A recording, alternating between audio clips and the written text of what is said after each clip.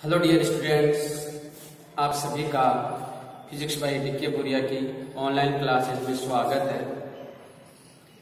आज का हमारा जो टॉपिक रहने वाला है वो है ओम का नियम। ओम का नियम क्या है, इसके बारे में हम स्टडी करेंगे और ओम के नियम से आप अच्छी तरह परिचित हैं। इसको आप 10th क्लास में भी आपने पढ़ा है, उसको समझा है। उसी का लेकर हम थोड़ा सा आगे बढ़ने वाले हैं, थोड़ा सा और उसको आगे समझने वाले हैं कि ओम का नियम क्या होता है। इससे पहले आपको जो वीडियो पोस्ट किए जा रहे हैं आप उनको रेगुलर वॉच करते रहिए और अपना रिवीजन करते रहिए। अगर फिजिक्स को समझना है और इसमें अपना इंटरेस्ट बढ़ाना है तो ये जरूरी है कि इसके साथ हम नियमितता बरतें, इसके साथ हम बार बार उन चीज़ों को पढ़ें, उन चीज़ों को समझें ताकि हम हर कॉन्सेप्ट को अच्छी तरीके से समझ सकें। और ये फिजिक्स की खासियत है।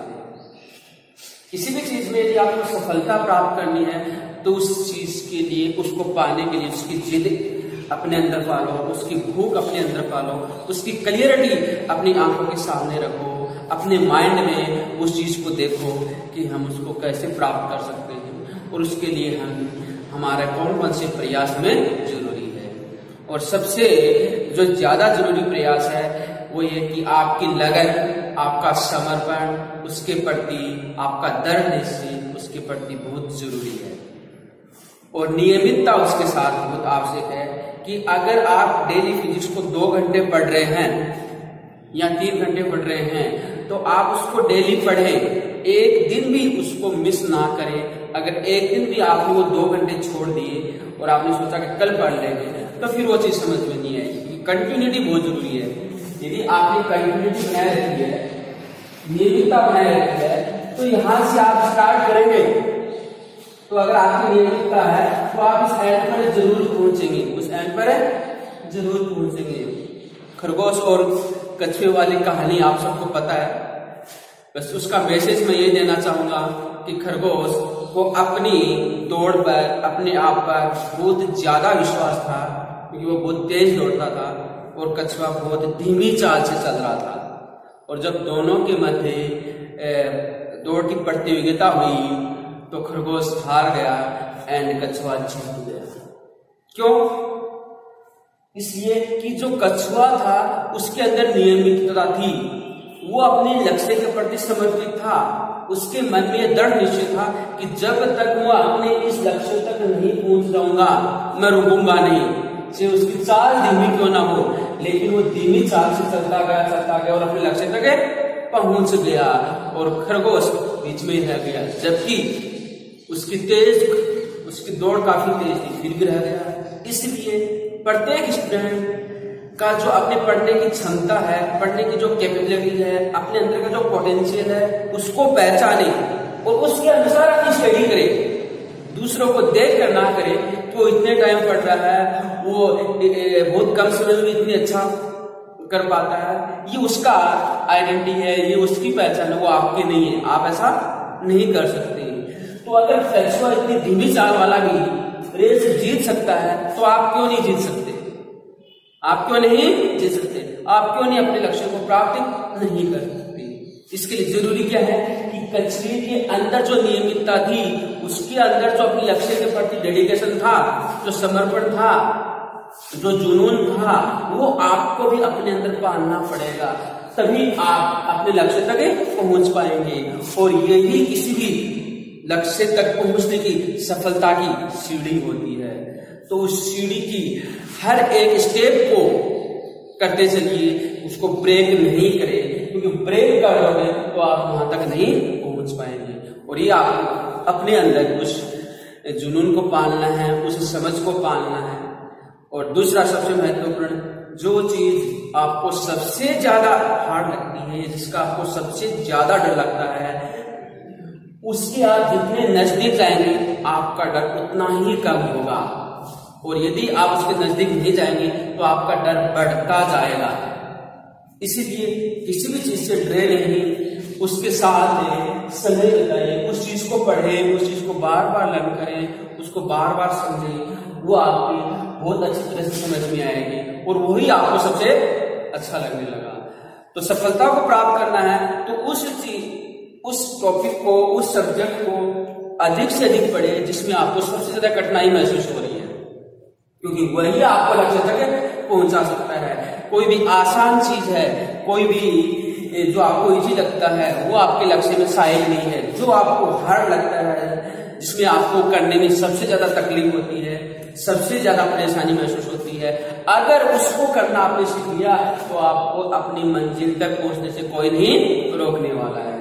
ओके, तो मैं उम्मीद करता हूं कि आप सभी स्टूडेंट अपने लक्ष्य के प्रति पूरी तरीके से डेडिकेटेड हो, समर्पित हो और जो आपको पढ़ाया जा रहा है उसको आप अच्छे से वॉच कर रहे हो, अपने नोट्स बना रहे हो और उनका रिवीजन भी आप अच्छे से कर रहे हो।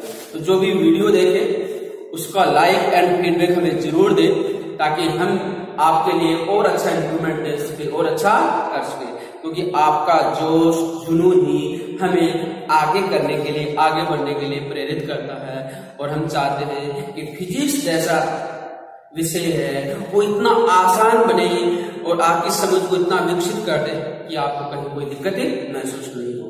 तो चलते हैं आज के अपने टॉपिक पर, और आज का हमारा टॉपिक रहने वाला है ओम का नियम। बहुत ही सिंपल और बहुत ही आसान है, बहुत ही इंटरेस्टिंग है और यहाँ से भी बहुत शानदार क्वेश्चन बोर्ड एग्जाम में पूछा जाता है। तो ओम का नियम क्या है? तो हम ओम के लिए क्या बताया कि अगर ये कोई चालक है, चालक कार है, ये कोई चालक कार है, जर्मन साइंटिस्ट, जर्मन वैज्ञानिक रहे, काफी फेमस वैज्ञानिक है, काफी प्रसिद्ध वैज्ञानिक है, जिनका पूरा नाम है जॉर्ज साइमन ओम। जॉर्ज साइमन जर्मन के वैज्ञानिक रहे हैं, इनका पूरा नाम है जॉर्ज साइमन ओम। इनका जो लास्ट समय है इन्हीं के बेस पर ओम का नियम रखा गया है और इन्होंने 1922 में एक नियम प्रतिपादित किया। और नियम क्या प्रतिपादित किया कि अगर कोई चालक है, कोई चालक है और इस चालक को आपने बैटरी से कनेक्ट कर दिया, इस चालक को आपने क्या कर दिया, बैटरी से कनेक्ट कर दिया है, इस प्रकार से बैटरी से कनेक्ट कर दिया, तो इसके सिरों के मध्य विभवांतर, इसके सिरों के मध्य जो विभवांतर उत्पन्न हो रहा है, इस पॉइंट और इस पॉइंट के मध्य विभव का जो ड्रॉप होगा, विभव का जो पतन होगा, वो इसके अंदर जो धारा प्रवाहित हो रही है, धारा प्रवाहित हो रही है उसके समानुपाती होता है कि किसी चालक के सिरों के मध्य उत्पन्न विभवांतर उसमें प्रवाहित धारा के समानुपाती होता है। यदि शर्त कंडीशन लगाई, इसके बाद कंडीशन क्या लगाई है कि जो चालक है उसकी भौतिक अवस्था है, और भौतिक अवस्था में कौन सा है, चालक की लंबाई, चालक की लंबाई, उसकी मोटाई, चालक की लंबाई, उसकी मोटाई यानी उसका अनुप्रस्थ काट, क्षेत्रफल, उसका टेम्परेचर, ताप, दाब, ये सब क्या रहनी चाहिए, कांस्टेंट रहनी चाहिए। ये सब क्या रहनी चाहिए, कांस्टेंट रहनी चाहिए, नियत रहनी चाहिए। अगर ये सब नियत है, इसी चालक की इसकी लंबाई आपने नियत है, उसमें परिवर्तन नहीं हो रहा है, उसकी मोटाई में भी परिवर्तन नहीं हो रहा है, उसका टेम्परेचर भी नहीं है और वहां जो प्रेशर है वो प्रेशर भी कांस्टेंट है, अगर सभी कांस्टेंट है तो इसकी सिरों के मध्य जो विभवांतर ड्रॉप होगा वो इसमें प्रवाहित धारा के समानुपाती होगा। या हम दूसरे शब्दों में ये भी कह सकते हैं कि इसके अंदर जो प्रवाहित धारा है वो इसके सिरों के मध्य जो विभवांतर ड्रॉप हो रहा है उसके समानुपाती होने वाला है, और इसी को उन्होंने क्या नाम दिया, ओम का नियम। तो ओम के नियम से हमें क्या पता चला कि जर्मन जो वैज्ञानिक थे इनका पूरा नाम था जॉर्ज साइमन ओम। और ध्यान रखें फिजिक्स के अंदर जो भी वैज्ञानिक आए हैं और जिन्होंने फिजिक्स को आगे बढ़ाने में, फिजिक्स को समझ के अपना जो रोल दिया है, इस दुनिया को रोल दिया है, तो उनका सम्मान रखने के लिए उनके नाम पर उस फिजिकल क्वांटिटी का नाम रख दिया गया है। उस फिजिकल क्वांटिटी का नाम रख दिया गया है। तो यहाँ पर भी ओम ने क्या किया कि चालक तार में बहने वाली धारा आई और उसके सिरों के मध्य विभवांतर V के मध्य एक रिलेशन बता दिया, एक रिलेशन बता दिया जो कि काफी महत्वपूर्ण रिलेशन है और हर जगह रिलेशन काम में आने वाला। जो भी इलेक्ट्रिक सर्किट होगा, जो भी इलेक्ट्रिक सर्किट होगा उसमें रिलेशन अवश्य काम में आने वाला है। इसके बिना कोई भी सर्किट नहीं बनाया जा सकता, कोई भी सर्किट नहीं हो सकता है।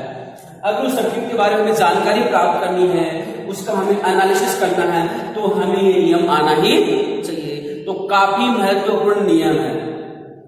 तो उन्हीं के नाम पर जॉर्ज साइमन ओम, तो इनका जो लास्ट सरनेम ओम था, इसके बेस पर इनके सम्मान में इस जो नियम को जो इन्होंने प्रतिपादित किया, क्या रख दिया गया? ओम का नियम।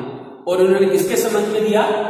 चालक तार में बहने वाली धारा और इसके सिरों के मध्य विभवांतर के मध्य एक संबंध प्रतिपादित किया। और वो संबंध हमारा क्या रहा कि विभवांतर चालक तार के सिरों के मध्य उत्पन्न विभवांतर, इसके सिरों के मध्य उत्पन्न विभवांतर V, उसमें प्रवाहित धारा I के समानुपाती है। तो V समानुपाती I हो गया और यहां से क्या निकला? I बराबर V = I × R। तो ये काफी फेमस नियम है, V = I × R। या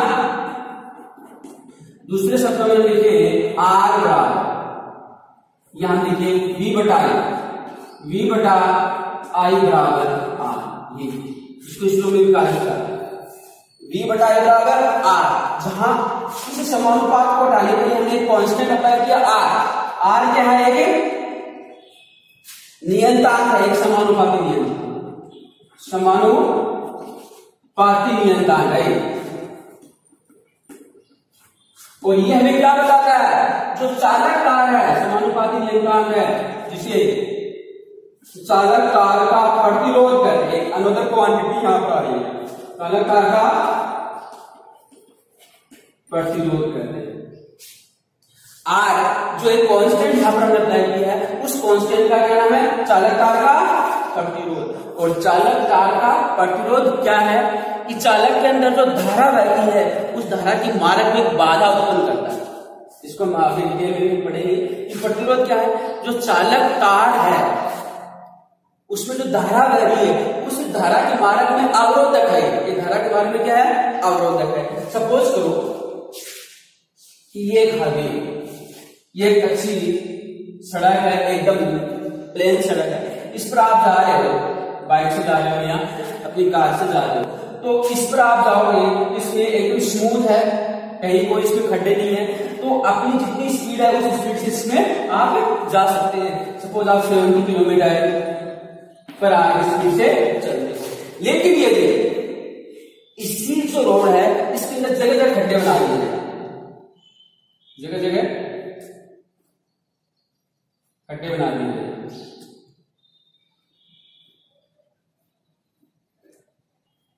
इस प्रकार से अगर ये खड्डे बना दिए किलोमीटर पर आगे आसपास आ जाए, तो आप देख सकते हैं जब सड़क स्मूथ थी तो वहां 70 किलोमीटर पर आगे स्पीड से जा रहा था, और जब इस रोड के अंदर खड्डे आ गए, जगह जगह खड्डे बन गए, तो इसकी स्पीड 30 किलोमीटर पर आ रही। तो इन खड्डों ने क्या किया? रोड की स्पीड को क्या कर दिया? कम कर दिया। तो यहाँ पर जो स्पीड है, यहाँ पर जो स्पीड है वो बिहेव लाइक ए करंट। हम मान लेते हैं कि यहाँ पर जो स्पीड का वर्क है, जो स्पीड जो वर्क करे इस रोड पर, इस चालक के अंदर वो वर्क क्या कर रहा है? करंट कर रहा है। और यहाँ पर जो खड्डे हैं,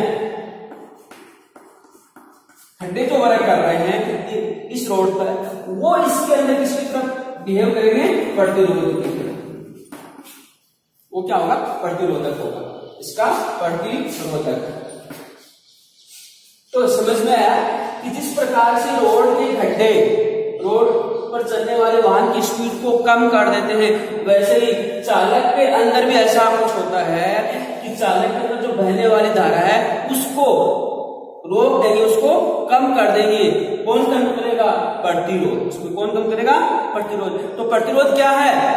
किसी चालक में जो बहने वाली धारा है उसके मार्ग में क्या है? बाधा है। अब सपोज करो यहाँ पर कोई वाहन 70 किलोमीटर पर स्पीड से जा रहा और अचानक से सामने उसके कोई आ जाता है, कोई पशु आ जाता है या अगर कोई चीज आ जाती है तो वो तुरंत ब्रेक मारेगा और जैसे वो ब्रेक मारेगा उसकी गाड़ी पलट जाएगी, क्योंकि स्पीड से आ रही है और जैसे ब्रेक मारेगा तो इनर्शिया का जो ला है वहां पर वो अप्लाई हो रहा है, इस वजह से वो इस गाड़ी का एक्सीडेंट हो जाएगा उसका, यानी पलट जाएगी।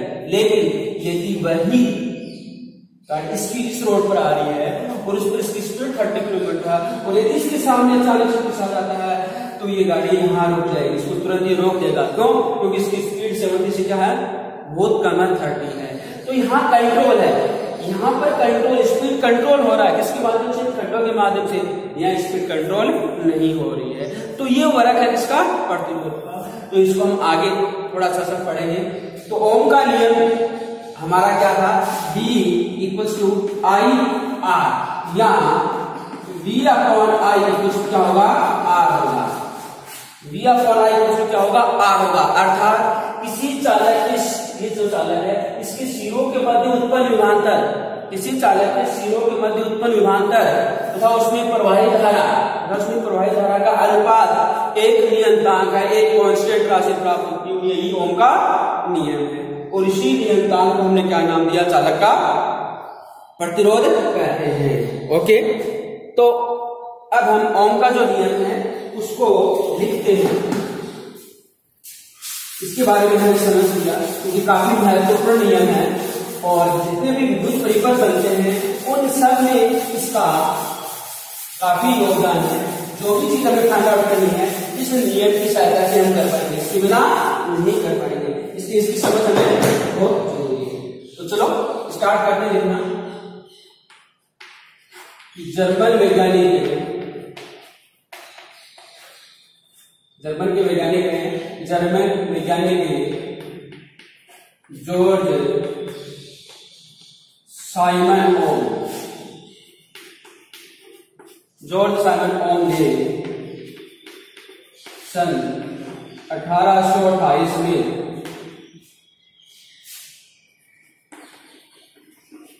चालक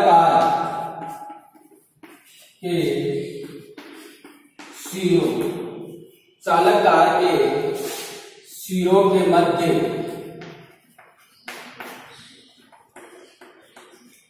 उत्पन्न विभवांतर तथा उसमें बहने वाली विद्युत धारा के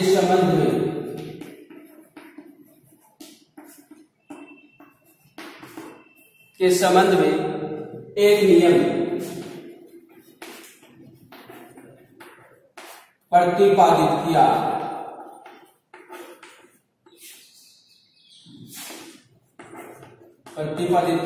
जिसे ओम का नियम कहते हैं। ओम का नियम कहते हैं।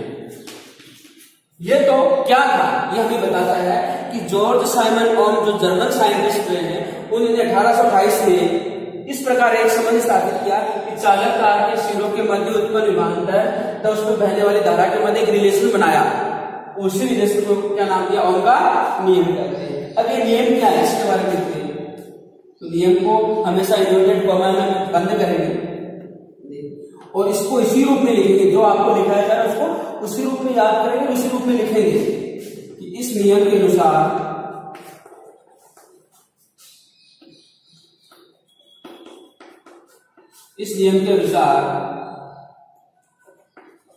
यदि किसी चालक की भौतिक अवस्थाएं, यदि किसी चालक की भौतिक अवस्थाएं जैसे लंबाई, मोटाई का उसका क्षेत्रफल, ताप, दाब आदि यदि किसी चालक की भौतिक अवस्थाएं नियत रहती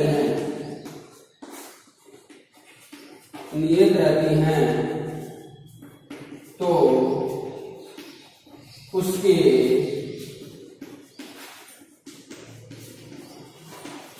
सिरों के मध्य उत्पन्न विभवांतर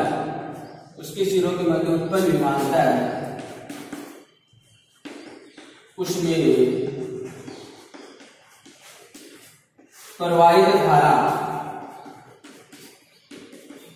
प्रवाहित धारा के समानुपाती होता है। के समानुपाती होता है। इसको आप एज इट इज नोट करेंगे और इसी प्रकार इसको याद करेंगे। ओके, देखिए इस नियम के अनुसार यदि किसी चालक की भौतिक अवस्थाएं जैसे लंबाई, मोटाई, ताप, दाब आदि नियत रहती है तो उसके सिरों के मध्य उत्पन्न विभवांतर भी उसमें प्रवाह धाराएं के समानुपाती होता है। ये ठीक है, इसका एज इट नॉट गणितीय रूप।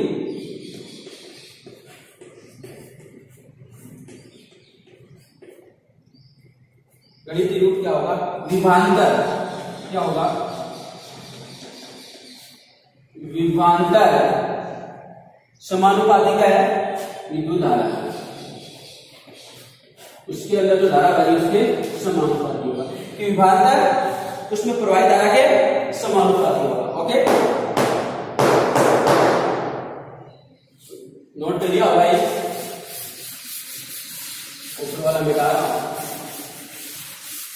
काफी इंपॉर्टेंट है, बड़ा इजी है, सिंपल सा है। पहले भी आप इसके बारे में पढ़ चुके हैं, इसलिए आप इससे फेमिलियर है, ये आपके लिए कोई नया नहीं है।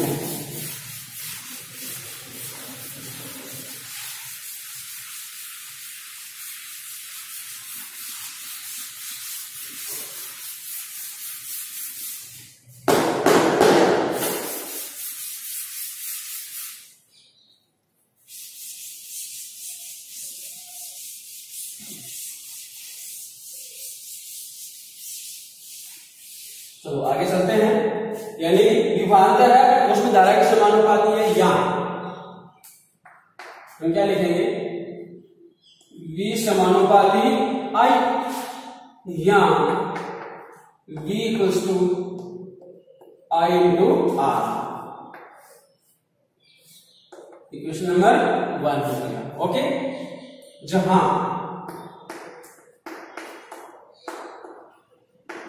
R एक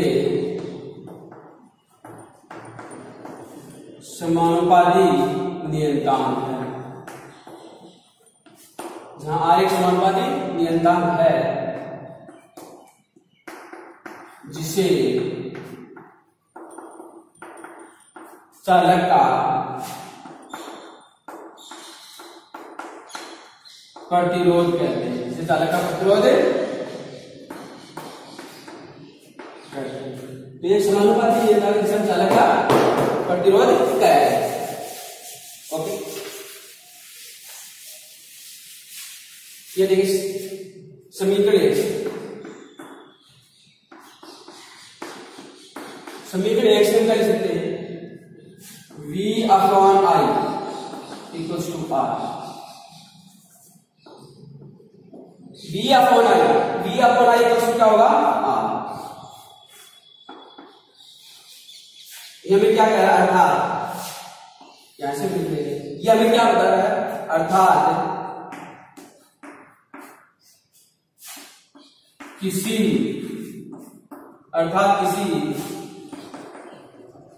चालक के सिरों के मध्य उत्पन्न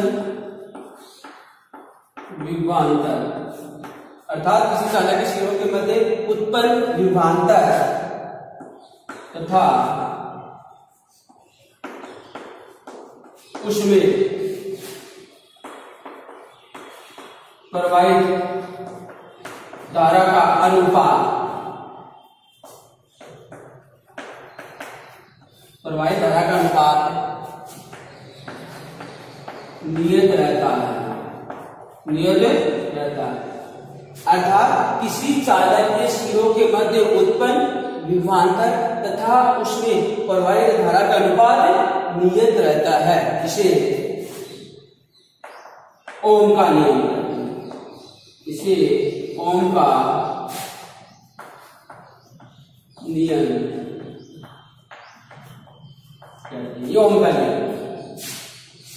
या तो शुरू में बोला है कि किसी चालक तार के सिरों के मध्य उत्पन्न विभवांतर है उसमें प्रवाहित धारा के समानुपाती होता है, या दूसरे शब्दों में हम ये भी कह सकते हैं कि जो चालक तार है उसके सिरों के मध्य जो विभवांतर उत्पन्न हुआ और उसमें जो प्रवाहित धारा हुई उसका जो अनुपात है वो सदैव एक नियत राशि प्राप्त होगा, कांस्टेंट रहेगी, और उसी को हमें ओम का नियम कहते हैं। और जो नियतांक है वो चालक का क्या कहलाता है? प्रतिरोध कहलाता है। ठीक, तो यहां से प्रतिरोध की परिभाषा लिख सकते हैं।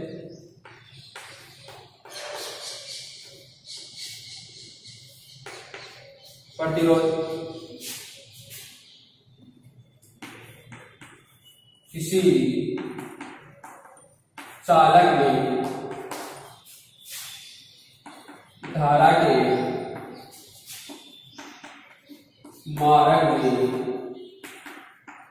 उत्पन्न, किसी चालक में धारा के मार्ग में उत्पन्न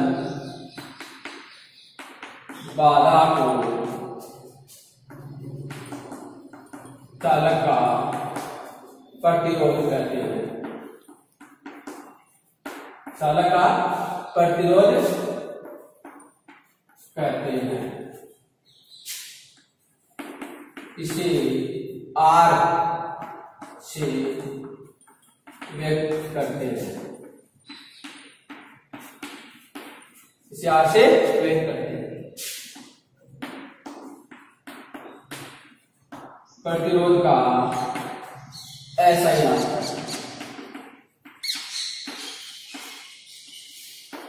प्रतिरोध का ऐसा ही मात्रा क्या होगा कि प्रतिरोध बराबर क्या है?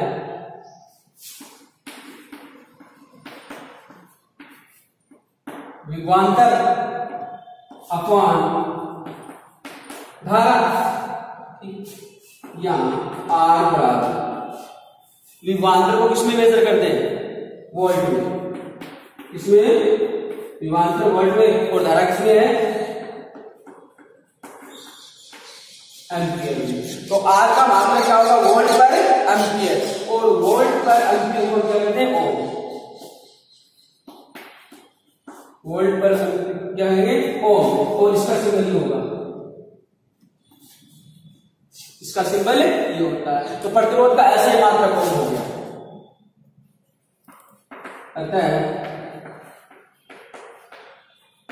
प्रतिरोध का ऐसा ही मात्रा, अतः प्रतिरोध का ऐसा ही मात्रा कितना क्या हो गया? ओम हो गया। इसका प्रतिरोध का सिंबल ऐसा मात्रा इसका ओम होगा। ओके, तो सिंपल आसान से चीजें तो पहले आप पढ़ चुके हैं, इसमें कोई नया नहीं है, इजी वे में आपको ये सारी चीजें याद हो सकती है, कहीं कोई दिक्कतें आने वाली नहीं है।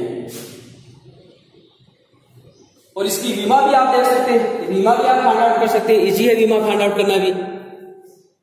अगर इसको लिखें तो इसकी वीमा भी फाइंड आउट करना इजी है।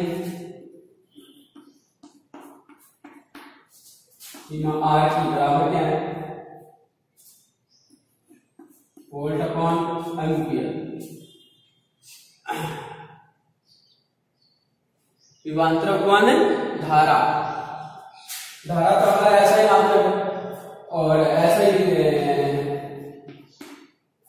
फिजिकल क्वांटिटी है, जबकि v नहीं है, v को हम बड़े W अपॉन क्यू होता है। v बराबर क्या है? इसको अलग से लिख लेना, v बराबर W अपॉन क्यू होता है। W बराबर F इंटू डी होता है, अपॉन क्यू होता है। F का होता है M L T t minus 2 होता है, d का l होता है, q का a t होता है, q का a t होता है। तो देखिए कितना आएगा, यह आ जाएगा m l2 t minus 3 a minus 1 यह आएगा। तो b का लिखेंगे, b का हमारे पास आया m l2 t minus 3 a minus 1 upon a। तो r का यूनिट समीकरण बन गया m l2 t माइनस 3 और a माइनस 2, इसका यूनिट समीकरण। चेक जरूर कर लेना, फिर गलत ना हो जाए, चेक जरूर कर लेना, ये आपको जरूरी है। ओके, अब आगे बढ़ते हैं, नोट कर लीजिए। इसके साथ में और कई चीजें उसको हम समझते हैं, इसको मैं यहां से रब कर रहा हूं, उसको नोट कर लेना।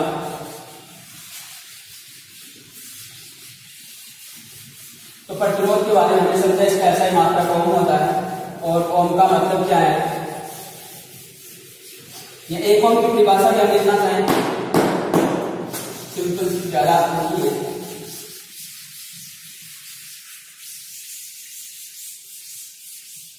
इसके साथ से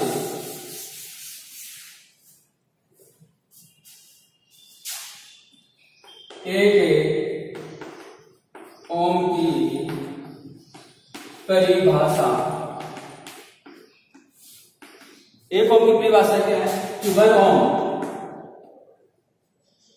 इक्वल टू क्या आएगा, 1 वोल्ट अपॉन 1 एम्पियर। इसका मतलब अर्थात यदि किसी चालक के सिरों के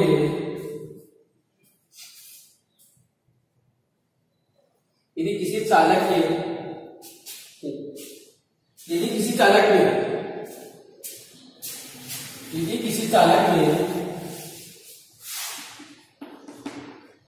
1 एम्पियर, यदि किसी चालक में 1 एम्पियर की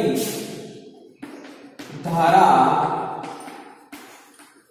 प्रवाहित करने पर, 1 एम्पियर की धारा प्रवाहित करने पर उसके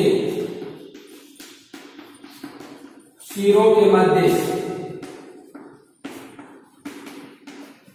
उत्पन्न विभवांतर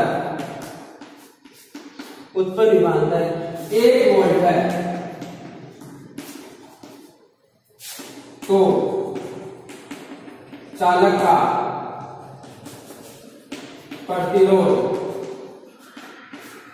प्रतिरोध 1 ओम होगा।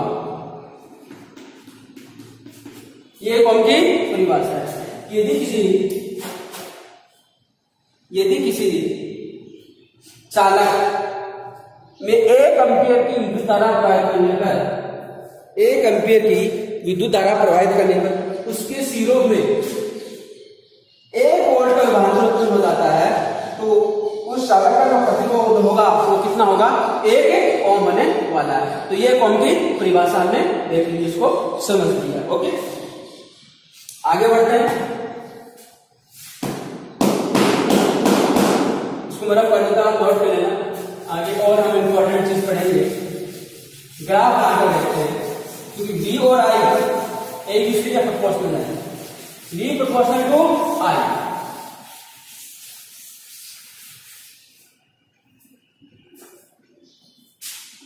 यदि विभवांतर तथा धारा के मध्य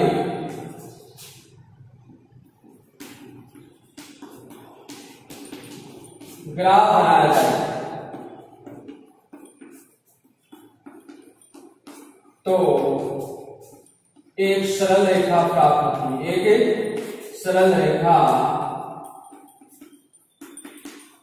प्राप्त होती है जो कि मूल बिंदु से गुजरती है। यदि आप ग्राफ ना ध्यान दीजिए, ग्राफ बना रहे हैं, इधर आपने V लिया, इधर आपने I लिया, x अक्ष पर आपका I है, y अक्ष पर आपका विभवांतर है, तो V और I एक दूसरे के प्रोपोर्शनल है। I बढ़ेगा तो V बढ़ेगा, I घटेगा तो V घटेगा, उसी अनुपात में।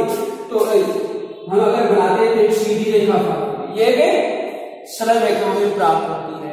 इस रेखा की जो ढाल है, जो कि मूल बिंदु से गुजरती है, जिसका ढाल चालक का प्रतिरोध होता है, जिसका ढाल चालक का प्रतिरोध होता है, ठीक है। अगर ये इसके साथ कोण थीटा बना रहा है, इसके साथ कोण थीटा बना रहा है, तो हमें पता टेन थीटा निकालो, इसका टेन थीटा निकालो, और टेन थीटा निकालेंगे तो यहां से यहां तक कर लीजिए इसी प्रकार। तो ये भी थीटा है, ये भी थीटा है, यहां से यहां तक अगर ये यहां से यहां तक अगर देख भी है, ये भी है, यहां से यहां तक उसको भी करते, इसको भी करते, और इसको यहां से यहां तक उसको या इसको ऐसे व्यक्त करिए, इसको दूसरे तरीके से करवा देंगे, ठीक। इसको भी कर दिया, इसको आएगा, ठीक है। यहां से ये तो बी हो गया, बी बटा आई, इसको व्यक्त करेगा बी बटा आई क्या होता है आर, बी बटा आई क्या है आर। फिर ये वेरी इंपॉर्टेंट है। अगर आपको बी और आई के मध्य ग्राफ दिया, बी और आई के मध्य ग्राफ दिया, तो इस ग्राफ की जो ढाल होगी, यानी बी अपॉन आई का जो रेशियो निकालेंगे वो क्या होगा, आर होगा, चालक का प्रतिरोध होने वाला है। ओके, तो इसको आप नोट करेंगे। दूसरा इसका उल्टा दे दे तो ध्यान रखना, अगर आपको ग्राफ ऐसा दिया जाए, अगर इधर आई आ गया, ध्यान देना, इधर आई आ गया, इधर बी आ गया, और अगर आप इसका ढाल निकालना है तो यहां पर टेन थीटा निकालेंगे, तो टेन थीटा बराबर क्या आएगा, आई अपॉन बी आ जाएगा, आई अपॉन बी, और आई अपॉन बी का होता है 1 अपॉन आर, ये होता है। अगर आप ध्यान रखना इस चीज का, अगर ग्राफ ऐसे दे रखा y अक्ष पर b है और x अक्ष पर i है, तो b और i का रेशियो r आएगा इसका ढाल। लेकिन अगर उल्टा दे दिया, y अक्ष पर i दे दिया, x अक्ष पर b दे दिया, तो इस ग्राफ का जो ढाल है उसका व्युत्क्रम, ग्राफ के ढाल का व्युत्क्रम है, वो प्रतिरोध को व्यक्त करता है, ग्राफ के ढाल का व्युत्क्रम। क्योंकि टेन थीटा होता है I upon V equals to 1 upon R, इसका उल्टा करेंगे क्या आएगा, कोट थीटा, टेन का उल्टा कोट थीटा बराबर आर आएगा। यहां लिखते हैं कोट थीटा बराबर आर, ये होगा, ये इसमें इंपॉर्टेंट है, आपको ध्यान रखना, ये आपको इसके अंदर ध्यान में रखने वाली चीज है। ओके, तो ओम के नियम के बारे में हमने ये चीजें पढ़ी है, इसको नोट कर लीजिए, इससे आगे हम पढ़ते हैं।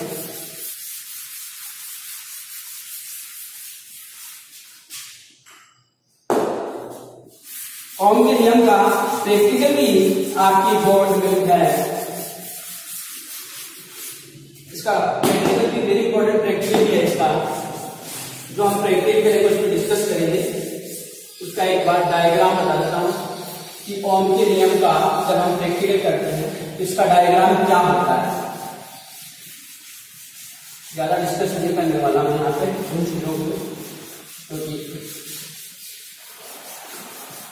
थोड़ी का बहुत पार्ट बचा हुआ अपना, उसको हम पहले कवर करेंगे, उसके पश्चात इन चीजों को आगे देखेंगे। थोड़ा सा समझ लेते हैं।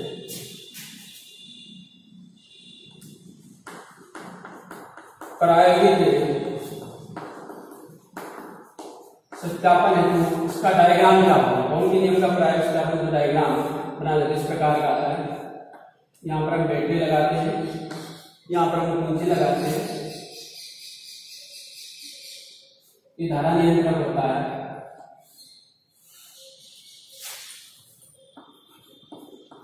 यहाँ एमीटर लगा देते हैं, ये प्रतिरोध तार है,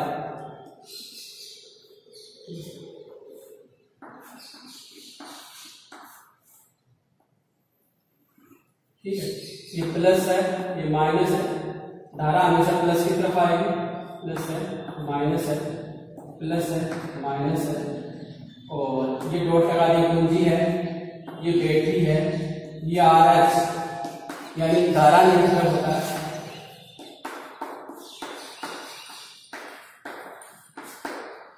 ये वोल्ट मीटर है,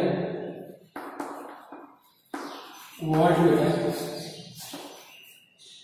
ये चालक का चालक है, कार है, ये एमीटर आपका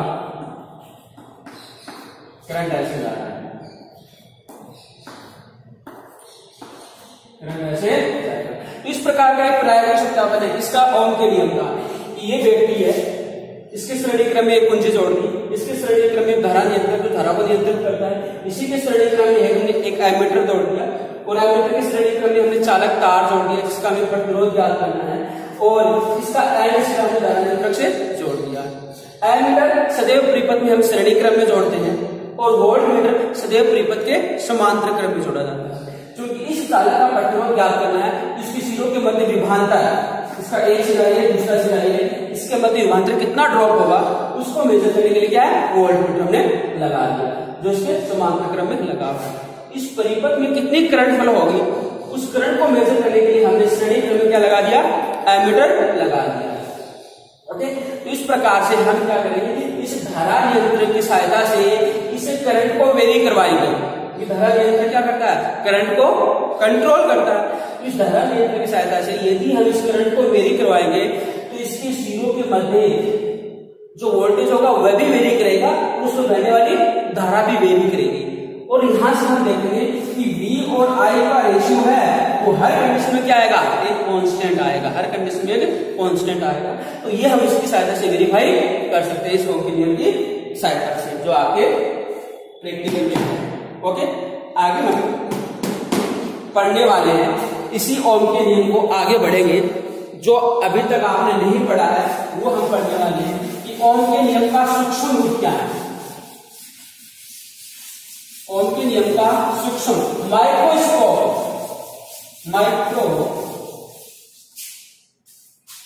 स्कोप लेवल पर क्या होगा, माइक्रोस्कोपिक फॉर्म क्या होगा। तो देखिए ओम का नियम और ओम के नियम का सूक्ष्म रूप इसी की है। ओम के नियम का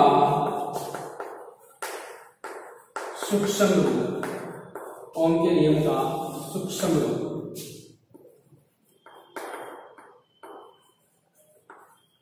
microscopic form of Ohm's law. Ohm के नियम का सूक्ष्म रूप में देखना चाहते हैं कि ओम के नियम का माइक्रोस्कोपिक छोटे लेवल पर चीजों को छोटा कर दिया तो उन पर इसका क्या रूप बनता है उसको हम देखना चाह रहे हैं। इससे पहले हम पढ़ चुके हैं कि जब किसी कंडक्टर, हम क्या पढ़ चुके हैं कि जब कोई कंडक्टर, सपोज ये कंडक्टर है,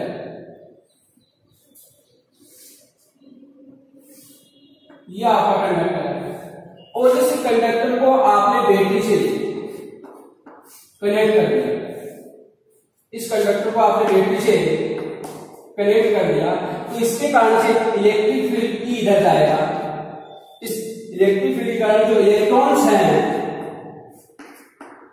वो ड्रिफ्ट वेलोसिटी से इधर मूव करेंगे, ड्रिफ्ट वेलोसिटी वीडी वेलोसिटी से इधर मूव करेंगे। हम पढ़ चुके हैं कि जब किसी कंडक्टर को एक्सटर्नल इलेक्ट्रिक सोर्स से हम जोड़ते हैं तो जो कंडक्टर है उसके अंदर जो मुक्त इलेक्ट्रॉन्स होते हैं वो ड्रिफ्ट वेलोसिटी से मूव करना शुरू करते हैं, जिसके कारण से इसके अंदर करंट फ्लो हो जाता है, इसके अंदर करंट फ्लो हो जाता है आई। तो करंट आई और ड्रिफ्ट वेलोसिटी में क्या रिलेशन है उस रिलेशन को हम स्टेब्लिश कर चुके, हम बता सकते हैं। ओके, उसी चीज को हम लिखते हैं कि जब किसी चालक को बाह्य विद्युत स्रोत से जोड़ा जाता है जोड़ा जाता है तो चालक में उपस्थित मुक्त इलेक्ट्रॉन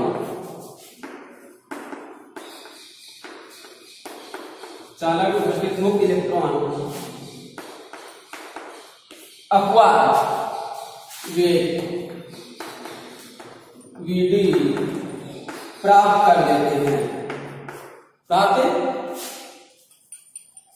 कर लेते हैं, जिसके कारण चालक में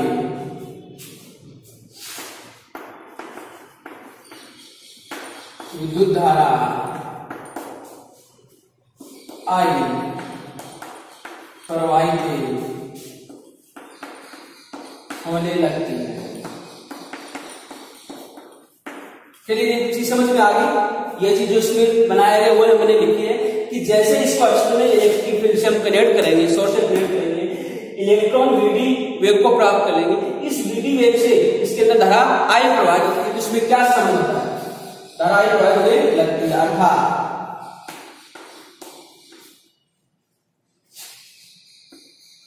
अपवाद वेग तथा विद्युत धारा में संबंध,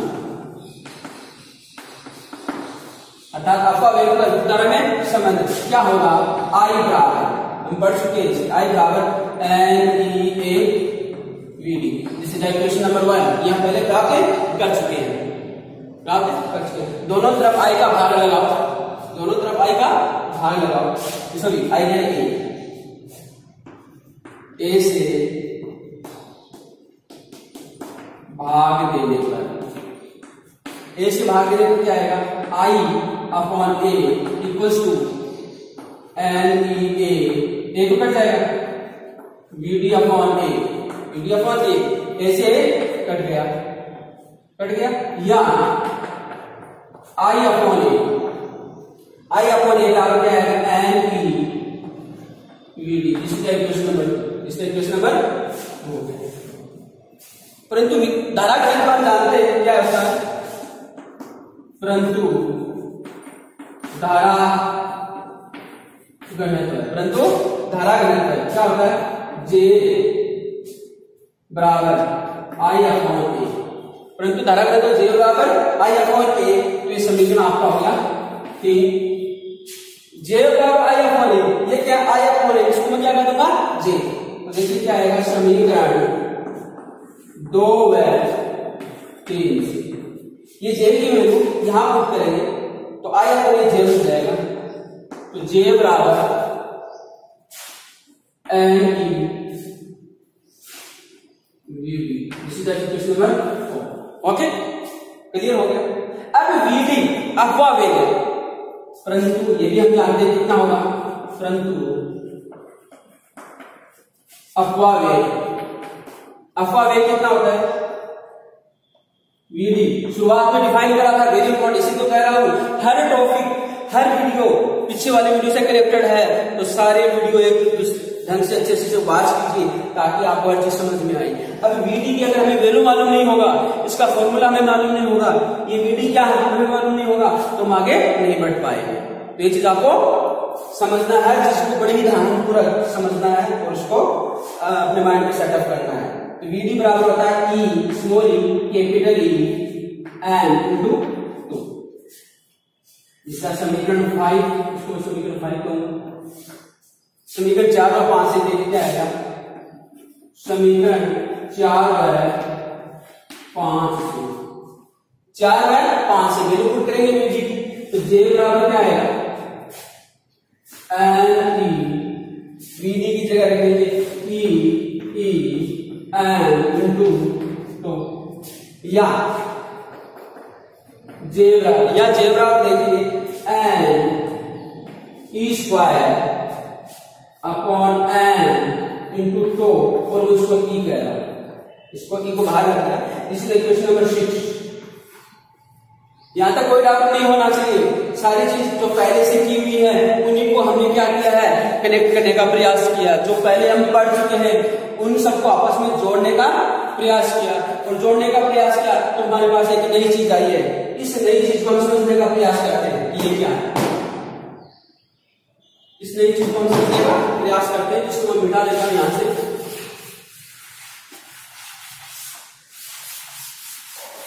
तो हमें पता चलेगा कि हम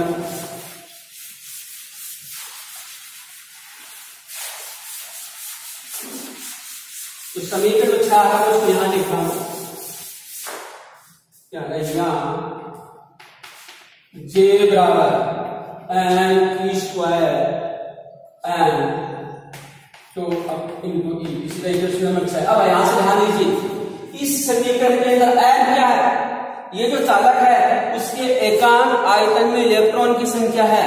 जो चालक है, अगर आपने चालक को चालक ले लिया, जैसे ये चालक है तो इसके एकांक आयतन में इलेक्ट्रॉन्स की संख्या फिक्स है। मुख्य इलेक्ट्रॉन की संख्या कांस्टेंट है, चेंज नहीं हो सकती। तो n भी कांस्टेंट, e इलेक्ट्रॉन पर आवेश ये भी कांस्टेंट है, m इलेक्ट्रॉन का द्रव्यमान, n इलेक्ट्रॉन का क्या है, द्रव्यमान। और τ विश्रांति काल। किसी चालक के लिए कोई चालक है, जैसे ये चालक है, इसके लिए τ की वैल्यू अलग होगी, इसके लिए τ की वैल्यू अलग होगी, दूसरे के लिए अलग होगी। तो τ इस चालक का अभिलाक्षणिक है, अभिलाक्षणिक गुण है, इसके साथ जुड़ा हुआ है। तो देखिए समीकरण में राशि n e square n into τ में ई तथा n नियंत्रण, ई तथा n नियंत्रण है। ये क्या है, इलेक्ट्रॉन पर आवेश की मात्रा, और n इलेक्ट्रॉन का द्रव्यमान तथा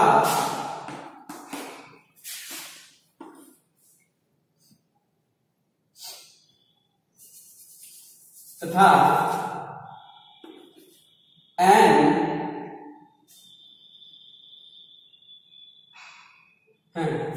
ई तथा n नियंत्रण है तथा n एवं τ चालक के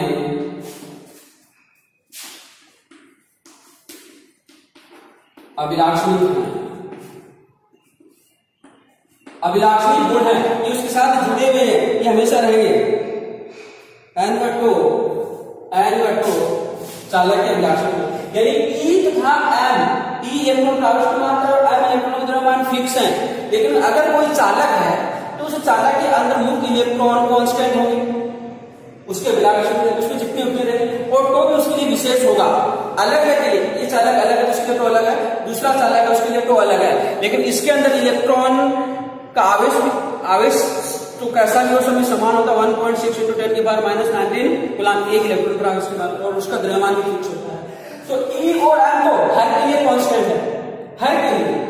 लेकिन N एवं τ ये जो हम कंडक्टर ले रहे हैं, अलग अलग कंडक्टर के लिए भी क्या फिक्स है, अतः है किसी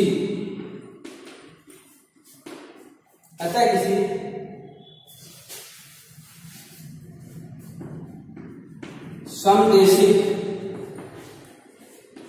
तथा सहमांगी, किसी समदेशिक तथा सहमांगी चालक के लिए राशि n e स्क्वायर τ/n नियंत्रण है, ये कांस्टेंट है, पूरी टर्म क्या बन गई है, एक कांस्टेंट है। अगर कोई चालक है उस चालक के लिए ये सारी चीज कांस्टेंट होती है, ये सब कुछ नियंत्रण हो गया है। देखिए क्या चीज आने वाला है, नियंत्रण है। इस नियंत्रण को, वेरी इंपॉर्टेंट चीज, इस नियंत्रण को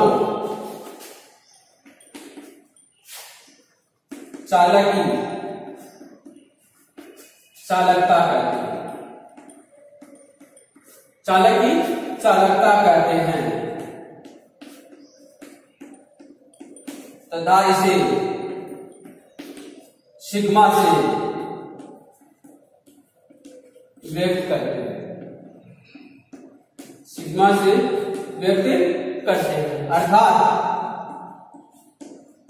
अर्थात सिग्मा बराबर, देखिए इंपॉर्टेंट चीज आ रही है, इस राशि को, कौन सी राशि, इस राशि को हमने कांस्टेंट नाम दिया है, और वो कांस्टेंट क्या कहलाता है, उस पदार्थ की एवं चालक की चालकता कहलाता है। और सिग्मा बराबर क्या आएगा, n e स्क्वायर 2/n।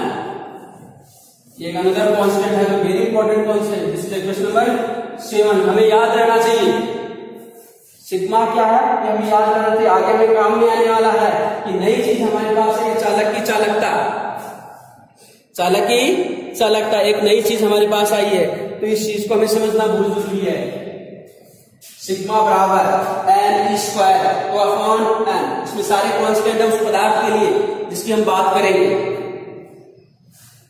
चालक की चालकता। और किसी चालक की चालकता, चालक का वह गुण है, हम पढ़ेंगे आगे, चालक का वह गुण है जो हमें यह बताता है कि उस पदार्थ के अंदर आवेश कितनी तेजी से मूव कर पाते हैं, कितनी आसानी से उसके अंदर मूव कर पाते हैं, कितनी ज्यादा उसके अंदर मुक्त इलेक्ट्रॉन होते हैं, तो उसकी चालकता उतनी अधिक होगी। अगर यह कांस्टेंट हो गया तो देखिए समीकरण 6 से हमारे पास क्या आएगा, आता है समीकरण 6 से, समीकरण 6 से J बराबर सिग्मा, ये सिग्मा हो गया आपका इंटू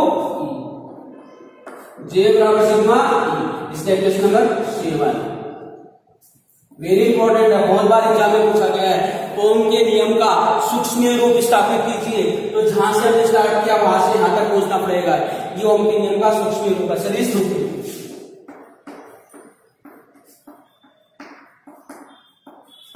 सदिश रूप है, सदिश रूप में लिखेंगे तो J बराबर सिग्मा ई, क्योंकि J भी हमारा वेक्टर क्वांटिटी है और E भी हमारा वेक्टर क्वांटिटी, प्रश्न नंबर 8, ये सदिश रूप है। तो यहां से हमें क्या, J क्या धारा घनत्व है, J क्या हमारा धारा घनत्व। ओम के नियम का जो व्यापक रूप था वो था V = I × R, V = I × R, जिसके I करंट आ रहा था, लेकिन इसके अंदर क्या रहा, धारा घनत्व है, और E आ रहा है इलेक्ट्रिक फील्ड। तो ये रिलेशन हमें क्या बताता है कि जो धारा घनत्व है वो इलेक्ट्रिक फील्ड के समानुपाती होती है। धारा घनत्व अर्थात किसी चालक की धारा घनत्व विद्युत क्षेत्र के समानुपाती होती है। तो हम देख सकते हैं समीकरण 7 ओम के नियम का, समीकरण 7 ओम के नियम का सूक्ष्म रूप, समीकरण 7 ओम के नियम का सूक्ष्म रूप है, इसको आप अच्छे से समझना है। ये ओम के नियम का सूक्ष्म रूप है, इसको अच्छे से समझना है। V = I R से हमने J = सिग्मा ई स्थापित किया है, इंपॉर्टेंट, या ध्यान रखें कि ओम के नियम का सूक्ष्म रूप स्थापित कीजिए, यानी V = I R से J = सिग्मा ई हमें पहुंचना है, इस प्रकार से इसको स्थापित करेंगे। और यहां से हमें क्या पता चल रहा है, इस समीकरण 7, दिस इज 8, तो ये 8 हो गया, एंड दिस इज 9, तो समीकरण 8। और दूसरा समीकरण 8 से स्पष्ट है कि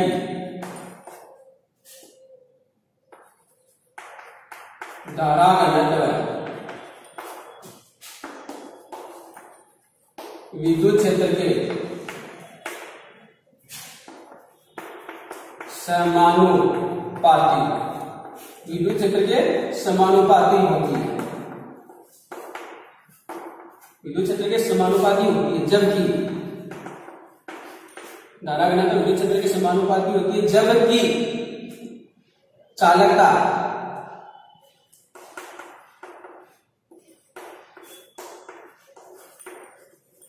विद्युत क्षेत्र पर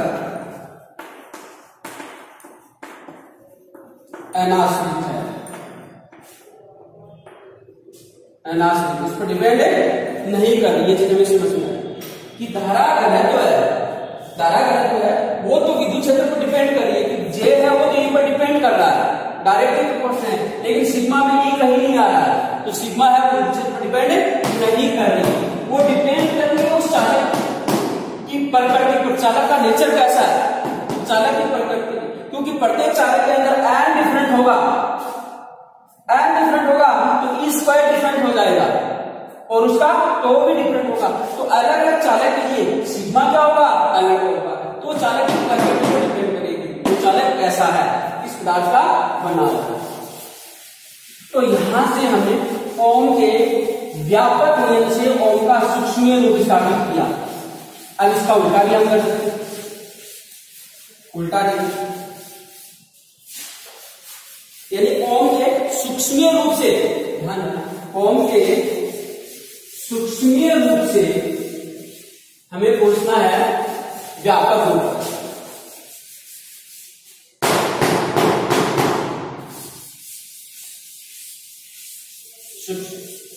सूक्ष्म रूप से उसके व्यापक रूप पर पूछना है।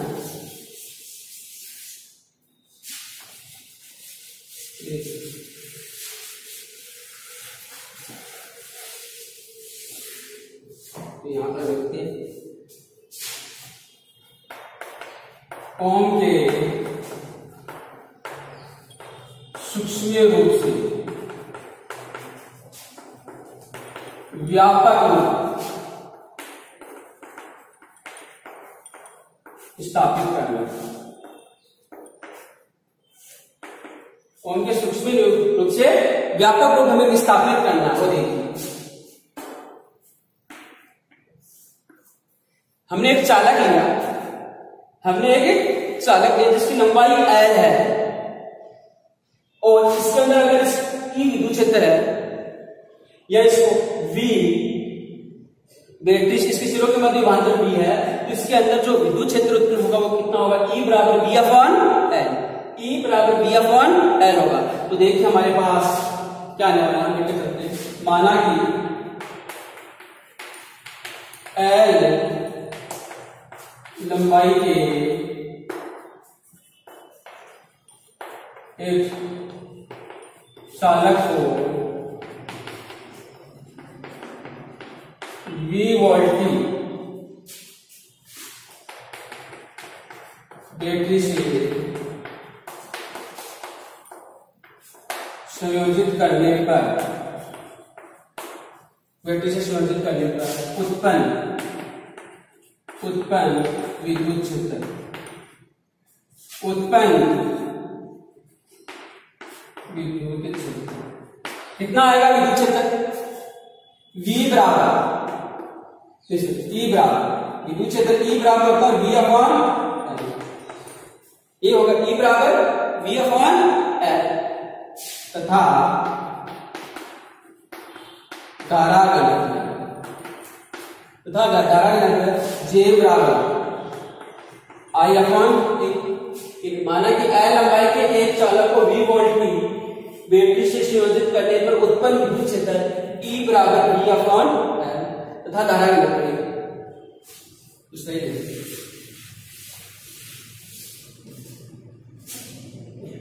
यदि चालक में प्रवाहित धारा, चालक में प्रवाहित धारा I तथा चालक में प्रवाहित धारा I तथा चालक का अनुप्रस्थ काट A है, तो धारा घनत्व क्या आएगा, J बराबर I अपॉन, इसका समीकरण या अब देखिए ओम के नियम का सूक्ष्म रूप, ओम के नियम का सूक्ष्म, ओम के नियम का सूक्ष्म रूप, ओम के नियम का सूक्ष्म रूप क्या होगा, J बराबर सिग्मा ई, J बराबर सिग्मा ई, वैल्यू पुट करो, E बराबर V अपॉन L आ गया, जे बराबर आई अपॉन आ गया, ई और जे के वैल्यू समीकरण 3 में पुट करेंगे। देखिए हमारे पास क्या आने वाला है, समीकरण 1 2 व 3, समीकरण 1 2 व 3 से हमारे पास क्या आएगा, पुट करेंगे तो हमारे पास जे बराबर आ गया I upon A, I upon A sigma, और ई बराबर हमारे पास आएगा B upon L, B upon L, या बी का वैल्यू निकालो, या वी बराबर देखो क्या आएगा, वी बराबर में लिखेंगे तो क्या आएगा, आई ऊपर चला जाएगा, एल आएगा, सिग्मा नीचे आएगा, और ए ये आएगा। इसलिए क्वेश्चन नंबर 4 बी की वैल्यू ये आएगा, सिग्मा क्या है, या नीचे यहां v बराबर, इसको मैं लिखूं 1 अपॉन सिग्मा, तो इसको थोड़ा सा ऐसे करें, मॉडिफाई करें, क्या है 1 अपॉन सिग्मा को मैं लिख रहा हूं, और आई आ जाएगा, एल आ जाएगा, और ए आ जाएगा, ठीक है। या v बराबर, v विभांतर 1 अपॉन सिग्मा को मैं लिख रहा हूं रो, ये होगा रो, और इधर आ जाएगा rho L A, rho L A into I, ठीक है। This is equation number 5। क्या लिखा मैंने, 1 अपॉन सिग्मा को क्या लिखा रो, परंतु रो बराबर है 1 अपॉन सिग्मा, 1 अपॉन सिग्मा, और सिग्मा क्या था, n e square tau upon n, sigma क्या था, n e square tau upon n. ये वेरी इंपॉर्टेंट है, ये भी बहुत काम में लगाना है। इक्वेशन नंबर 6 क्या कहता है, चालक का विशिष्ट प्रतिरोध, चालक का विशिष्ट प्रतिरोध या चालक का विशिष्ट प्रतिरोध या चालक का, समझ गए कि हमने क्या किया, ई बराबर बी अपॉन एल निकाला, जे बराबर आई अपॉन ए निकाला, जे बराबर सिग्मा ही होता है उनकी नेम का सब्स्टिट्यूट, ये दोनों हमने यहां रखे, ये दोनों हमने यहां रखे, यहां से ही विभाजन में निकाला तो 1 अपॉन सिग्मा आया, 1 अपॉन सिग्मा को हम क्या करें, प्रतिरोध या चालक से प्रतिरोध है, प्रतिरोध या प्रतिरोधकता, चालकता का व्युत्क्रम, प्रतिरोधकता क्या है, चालकता का व्युत्क्रम कहलाता है, ये चालकता का व्युत्क्रम, इसको नोट करो, इसके पश्चात हम आगे बढ़ते हैं। ये सारे कॉन्सेप्ट्स, ये सारे जो फॉर्मूलेज हैं ये वेरी इंपॉर्टेंट है, ये फॉर्मूला रो का फॉर्मूला, सिग्मा का फॉर्मूला इसमें वेरी इंपॉर्टेंट है, वो हमें आगे काम में आने वाले हैं। और चालकता क्या, प्रतिरोधकता क्या, चालकता का व्युत्क्रम कहलाती है, प्रतिरोधकता क्या आती है, ये लिख सकते हैं प्रतिरोधकता, चालकता का व्युत्क्रम क्या है, चालकता का व्युत्क्रम, चालकता का व्युत्क्रम, आगे इसके बारे में पढ़ेंगे। तो देखिए हमारे पास समीकरण 5 है, किसी दिए गए सैंपल के लिए कोई आपको, जैसे ये चालक दे दिया, ये आपको चालक दिया हुआ है, इसकी लंबाई फिक्स है, इसकी लंबाई फिक्स है, और इसकी मोटाई भी फिक्स है, इसकी लंबाई फिक्स है, इसकी मोटाई, इसका एरिया भी फिक्स है, और इसके लिए चालकता भी क्या होगी, फिक्स हो गई। तो किसी दिए गए प्रतिरोधकता चालकता का व्युत्क्रम है, किसी दिए गए प्रतिदर्श, प्रतिदर्श का मतलब सैंपल, किसी दिए गए प्रतिदर्श के लिए एल तथा ए नियत है तथा रो पदार्थ का अभिलाषणिक है, रो पदार्थ का अभिलाषणिक है, अतः राशि रो एल अपॉन ए एक नियंतांक है, एक नियंतांक है जिसे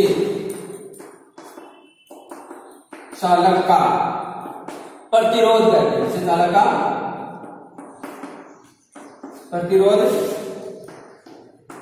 कहते हैं, ये चालक का प्रतिरोध है। अर्थात आर भाग चालक का प्रतिरोध है जिसमें आर से करते हैं, और आर भाग क्या आएगा, rho L upon A, R बराबर रो एल अपॉन ए, जिससे क्वेश्चन नंबर 7। इस आर बराबर रो, ये भी कांस्टेंट है, ये भी कांस्टेंट है, ये भी कांस्टेंट है, किसी चालक के टोटल कांस्टेंट हो गया। इस कांस्टेंट को हमने चालक का प्रतिरोध नाम दे दिया, तो ये आर हो गया। इस समीकरण इसको 5 में रखो, रो एल अपॉन ए क्या हो गया, तो देखिए समीकरण 5 से पता है, समीकरण 5 है 7 से, समीकरण 5 है 7 से हम क्या लिख सकते हैं, क्या हमारे पास आने वाला है वो देखिए। समीकरण 5 है 7 से हमारे पास क्या आने वाला है, v बराबर ये क्या बन गया r, तो v बराबर r आई, v बराबर r है, इसका समीकरण नंबर 8। यही ओम का नियम है, यही ओम का नियम है, ठीक है। क्या कर सकते हैं, समीकरण 8 ओम के नियम का व्यापक रूप, ओम के नियम का व्यापक रूप, तो ये चीज हमने यहां पर पढ़ ली।